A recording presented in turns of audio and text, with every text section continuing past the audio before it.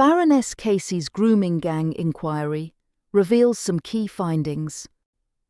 The inquiry into grooming gangs has shed light on a troubling pattern of systemic failures and societal negligence in addressing the heinous crime of the violent sexual exploitation of a generation.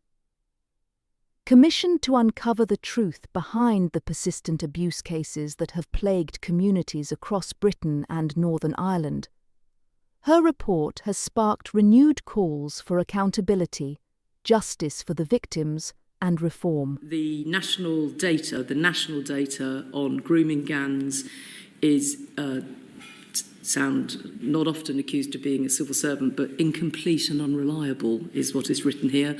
I would say that's putting it mildly. And I feel very strongly on issues that are as searing as people's race, when actually we know the prejudice and racism that people of colour experience in this country, to not get how you treat that data right, actually I think is a different level of public irresponsibility. Sorry to put it so bluntly, I didn't put it that bluntly yesterday, but I think it's particularly important if you are collecting those sorts of issues to get them 100% right.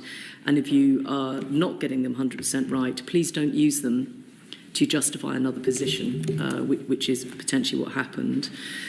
So, and that may be well-meaning, it may not be well-meaning, but that's how the data has run. And I think the sooner we bring a close to that, and either, my view is collect something or don't collect something. For God's sakes, don't half-collect it. That's a bloody disaster, frankly. The investigation revealed a series of alarming trends, predominantly inflicted by Asian and Pakistani grooming gangs, though not exclusively upon the children of our nation. Among the most striking was evidence of institutional failings within local councils, law enforcement agencies, and other public bodies which, in Solidarity Media's opinion, indicate potential proactive cover-ups. These failings ranged from insufficient resources allocated to addressing grooming gangs to a lack of coordinated responses when cases were reported, failure to compile relevant information, and even the covering up of or failing to record the ethnicity of the alleged perpetrators. The report highlighted that victims, often vulnerable young individuals and minors, were repeatedly let down by the system that should have protected them. Many were met with disbelief or stigma when they came forward, further exacerbating their trauma. Additionally, cultural sensitivities were pinpointed as a factor in the law enforcement's hesitation of some authorities to act decisively, fearing accusations of racism or discrimination. Effectively turning a blind eye to the systematic, organised, horrific sexual exploitation of our children.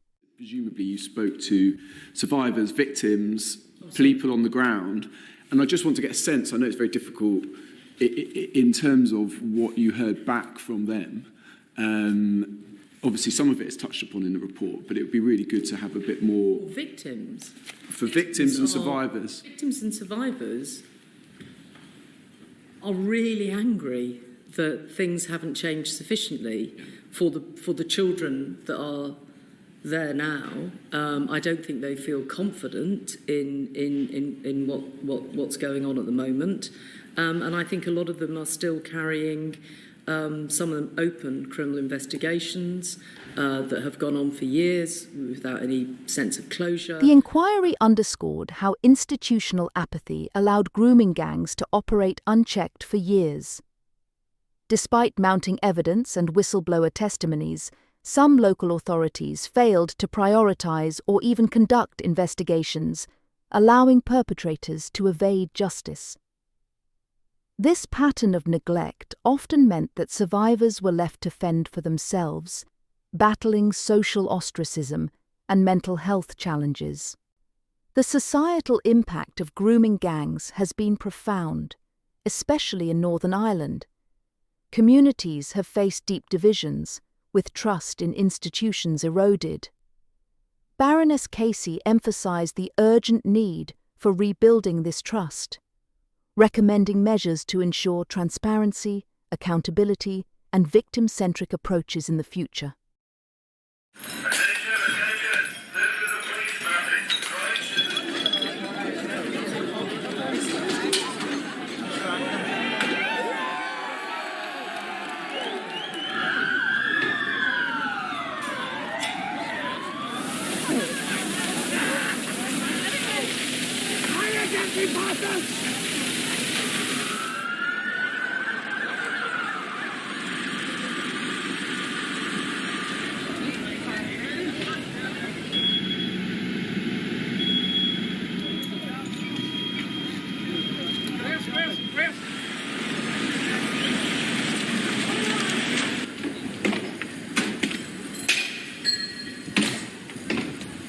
Several critical steps were outlined for reform. These include the creation of specialized task forces to address grooming gang cases, comprehensive training for law enforcement on cultural sensitivities, and a nationwide victim support network to provide survivors with the care and resources they need. But, in our opinion, if the sexual exploitations continue, the pushback from the victims, families, and communities, who incidentally are from various backgrounds and ethnicities, will only continue to rise. During the course of the review, it became abundantly clear on a number of fronts that if we didn't have a national inquiry as opposed to just a series of local inquiries, then we wouldn't get to the issue of accountability. And so as much as I think those of you that have got some knowledge of me around the table will know that I, like finding criminals and I like locking them up for a very long time. And if I was going to spend money on anything, I spend money on more prison places and more police officers. So I'm pretty tough on crime. And so I also had to be convinced that we needed what at some level I was thinking, if I'm going to ask the public to spend money on anything, do you know what? I think I'll go and get some more criminals.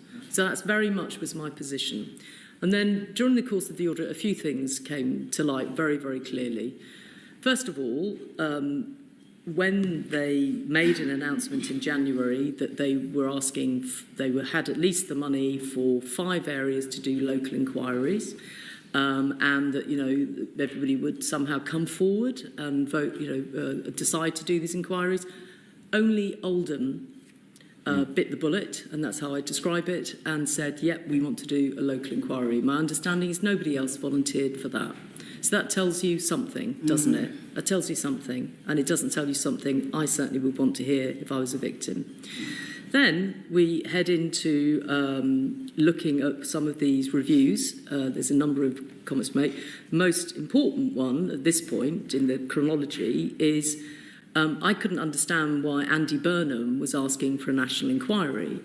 So in amongst everything else, we looked at his assurance reviews. So Andy Burnham, quite rightly, in my view, did a bit of what I'm doing, which is he thought, this stuff is going on in Greater Manchester. I need to be assured, he called them assurance reviews, what's going on in Rochdale, what's going on in Oldham. I need to see what the police are doing, and he'd had actually victims and Maggie Oliver in a big meeting in whatever it's not the town hall, but whatever his, place is in Manchester. And they'd all agreed that, people had to be held to account. We had to find out the truth. We had to find out were decisions made. If you look at the assurance reviews that he had done, he was so frustrated, and so would I have been, so were the people that did those reviews, that it took years. Nobody shared data. They were all lawyering up to fight over who would share what data. And, that I put it in more mild terms in the report, but when it came to report 3, which I think was like 4 or 5 years later, the guys resigned and the thing was handed over to sort of a statutory body in the National Inspectorate and Ofsted. And so I thought to myself, OK, guys, come on. A, nobody's volunteering to find the truth here, and we owe these victims that. Secondly, you see, extremely important assurance reviews by Greater Manchester Mayor, who's one of the, long-standing mayors, knew what he was doing. He couldn't get to the bottom of it. And then you look at the 50 serious case reviews and you look at the world of serious case reviews and you see that, to be honest, Mr. Richards, they do not get to the truth of what happens in these cases.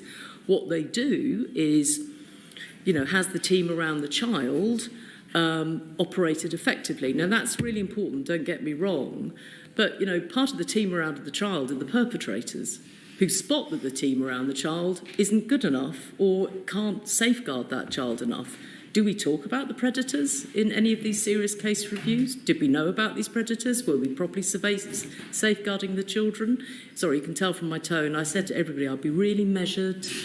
Don't worry, I won't get, like that about it. But when you start talking about this, you think, yeah, that's why I want a statutory inquiry.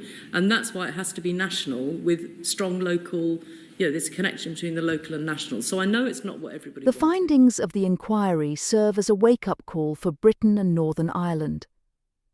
They highlight the necessity of confronting the uncomfortable truths and taking decisive action to protect the victims and not the groomers. As the government and relevant agencies digest the report, the hope remains among the people that its recommendations will pave the way for meaningful change, ensuring that no victim is left unheard or unprotected ever again, and that the justice so deserved by them is dished out, no matter how high up this sordid trail leads or what dark corners have to be peered into. Anyway, folks, this has been Solidarity Media and our thoughts on Baroness Casey's report. She laid it all out. But will two-tier Keir actually act, or will the promises fade like so many before? Let us know down below.